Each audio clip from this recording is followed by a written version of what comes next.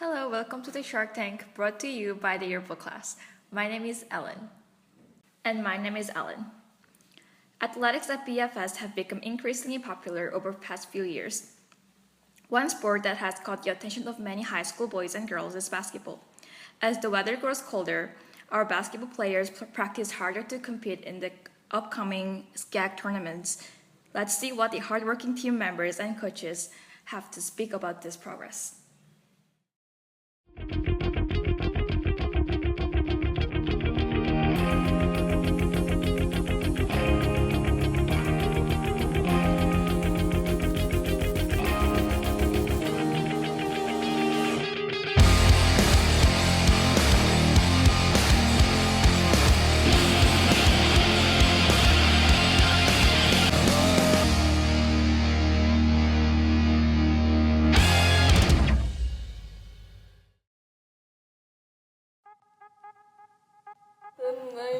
I'm 4 years. I've been on the team for 4 years. I started playing basketball before I can remember because there are pictures out there that show me playing at the age of 2, but I don't recall that. My dad was a basketball coach for over 30 years, so I was that little kid in the gym with all the high school kids, and whenever I got a chance, I would pick up a basketball and toss it at the hoop. Probably not the correct way, but I was in the gym a lot playing basketball as soon as I could hold one.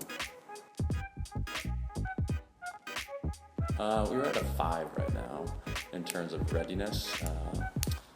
We've got a lot of injuries right now, and it's just a long process. To build those individual skills and then put those team skills together. So I'd say we're at about a 5 right now, which is good because we've got about 2 or 3 weeks left before our first game. Then we can really figure out what things we need to work on after that. So yeah, I'd say about a 5 right now. 3 main things I expect from our team this year is to, number 1, work hard, number 2, compete, and number 3, be a good teammate, help one another out, encourage one another, and just be the best team we can be, and try to win as many games as possible.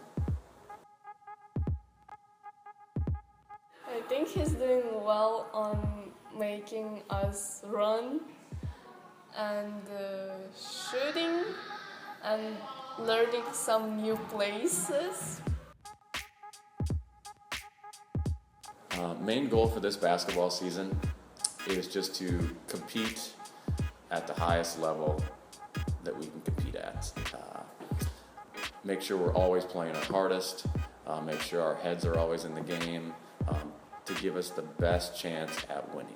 Whether we win or not, there's a lot of other factors that go into that, but we want to put ourselves in the best situation possible in order to get that win at the end of the day. I look forward to win SCAG, at least get the 2nd place. Busan Foreign School is always welcoming of new teachers and students to its tight-knit community. Ms. Peterson, who comes to us all the way from Iowa, has found her place as a Spanish teacher. We had the chance to ask her a few questions in the following interview to get to know her better as a member of our school. Let's go check it out.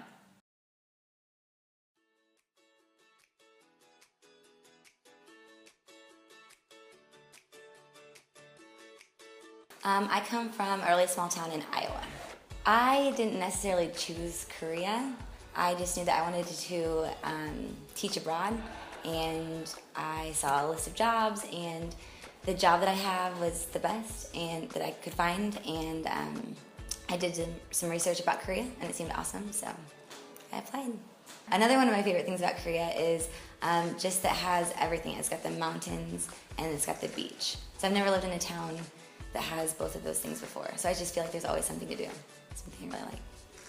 I teach kindergarten through 5th grade Spanish, and then I teach 1 high school Spanish class, Spanish 3, and then I co-teach Writer's Workshop in the kindergarten as ELL support.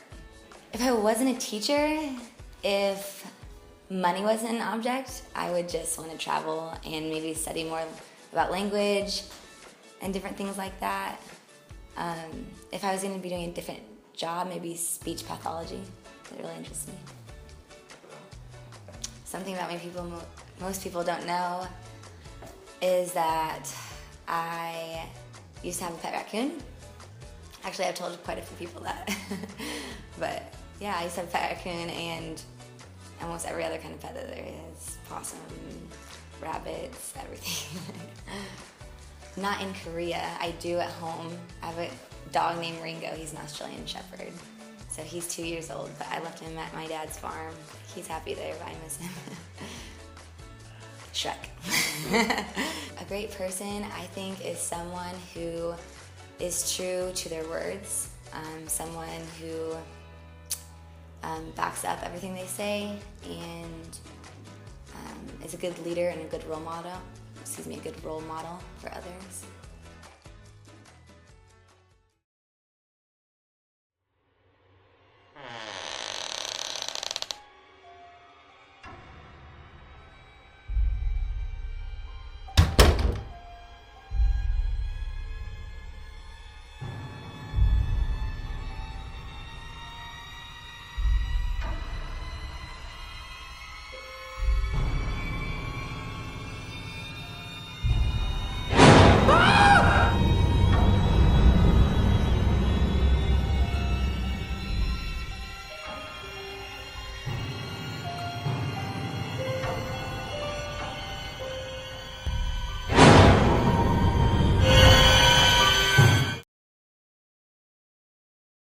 A recent addition to the many clubs in our school, the dance club has gained about 1,000 members since last year. They hold practices in an auditorium down in the basement, and any high schooler who is committed and enthusiastic is welcome to join.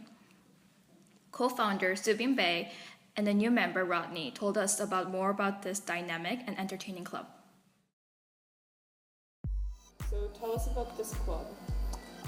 Dance club was like a club that we made last year with like Genevieve and Yejin Han, and we just kind of made it because we wanted to do like K-pop dances, and yeah, they were just interested in learning those kind of dances. But this year we decided to do some different genres like American music and Korean music.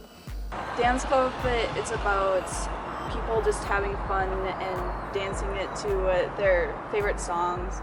And it's really diverse because of the different musics. This year we were planning on learning a lot of new choreographies and performing at like pep rallies and at like BIWA and Global Gathering, even though we couldn't do it this time. But yeah, we're planning on like actually performing at certain venues, and yeah. I joined dance club because all of my friends were joining dance club, and also I'm a really bad dancer, so learning to dance would be nice. So we worked on this song by Ariana Grande. I'm not quite sure what the song is, but it's pretty upbeat and pretty easy for beginners to learn. My favorite choreographer is probably Mina Myung or Mei J. Lee from 1 Million Dance Studio. What are the benefits of dancing?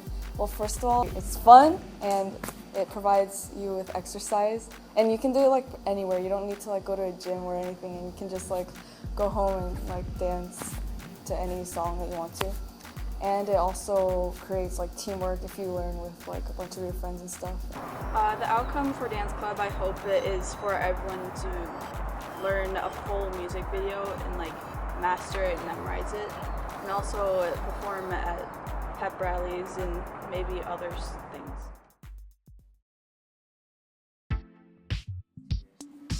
So ever since I came to BFS, I did the yearbook and I was the yearbook advisor. So for the past 3 years at BFS, I was the yearbook advisor, and along with the help of a lot of other people, because it takes a team to create a yearbook. So like with Miss Lund and Mr. Lassie did a lot of help editing last year, and a bunch of students. I think something we really did well last year was get organized.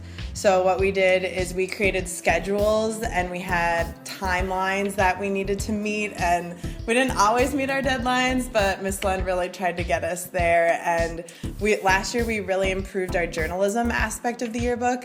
And so we had a lot of students who were going around getting interviews and typing up things, and we created all of these Google Docs, which really helped just bring the yearbook together. And they were very dedicated people. I mean, we had pizza parties, staying at school till 8 p.m. trying to get things done. So they were really hard workers.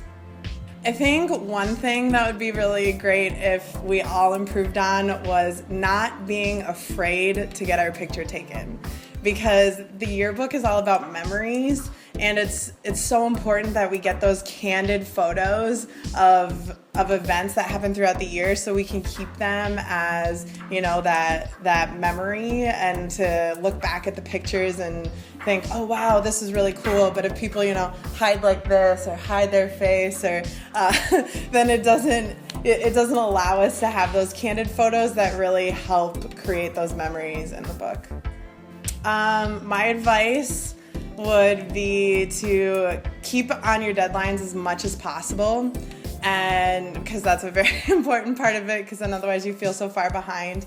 And another thing that I have to give for advice is that, you know, sometimes you pour your heart and soul into this book, and then a lot of students will maybe complain about something, or there'll be typos, but it's always important to remember that a yearbook will never be perfect, and you should be extremely proud of yourself, of the work you've accomplished, and just remember that. Special mention to this episode. Thank you to the Parent-Teacher Support Organization for their constant encouragement and participation in school-wide events such as Global Gathering. Thank you for watching the episode of Shark Tank. See you next time!